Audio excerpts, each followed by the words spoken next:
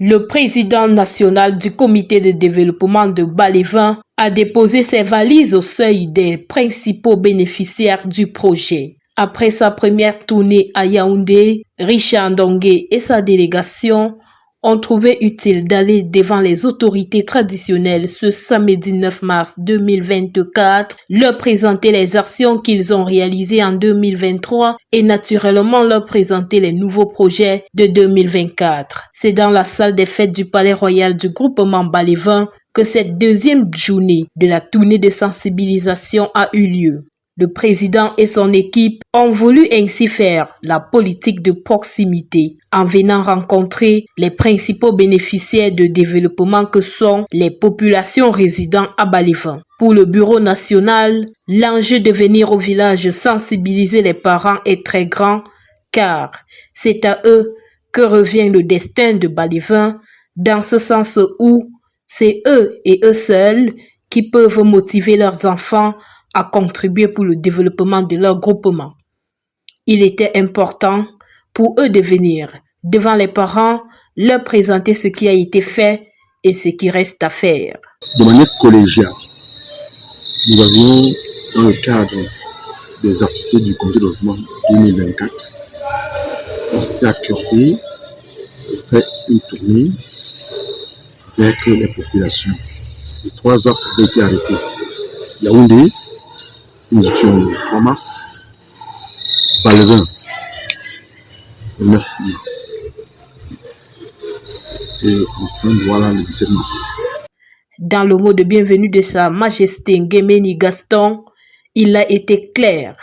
Chaque village et chaque quartier doit fournir la liste de sa population afin que l'on sache sur quel pied danser. Ce travail consistera ipso facto à choisir les projets en fonction de ceux capables de faire un geste. Il a été également assez clair pour ceux qui vont s'abstenir que des mesures fortes seront prises à leur endroit. Bâtir un village comme le nôtre, ce n'est pas facile.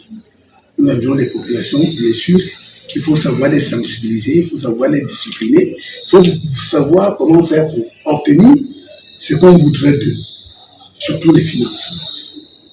Il y a les projets de la campagne de santé, il y a les primes aux meilleurs élèves qui va se passer dans bientôt, et il y a le point d'eau à faire, et il y a les lignes d'électricité, ainsi de suite, ainsi de suite. C'est à la suite de Sa Majesté que le garant du développement Richard Ndongue a présenté les activités menées en 2023 et ce qui reste à faire pour 2024. Ces projets sont constitués de l'excellence scolaire, de la campagne de santé qui a sauvé plus d'un au village, du réaménagement des axes routiers et bien d'autres.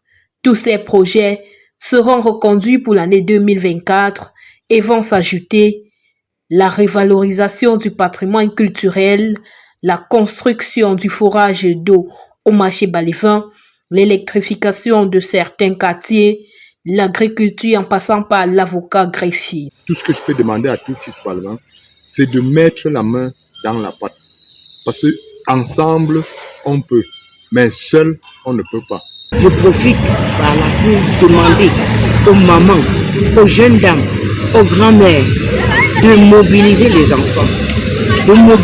enfants, afin qu'ils pensent un peu construire leur village de Balévin. Je les motiver à venir se faire une case d'abord au village, parce que c'est ça qui est le développement à venir. Quand on est à l'étranger, il ne faut pas oublier son village. Il faut impérativement venir bâtir un petit logement dans son village.